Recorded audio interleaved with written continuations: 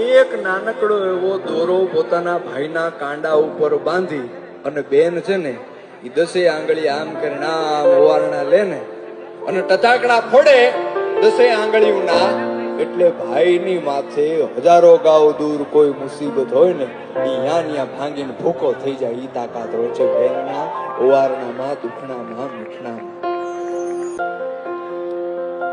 કોણ હલાવે લીમડી ને કોણ ઝુલાવે પીપળી, કોણ હલાવે લીમડી ને કોણ ઝુલાવે પીપળી, ભાઈની બેની લાડકી ને ભૈલો ઝુલાવે ડાળખી, એ ભાઈની બેની લાડકી ને બેનડી ઝૂલે ડાળખી.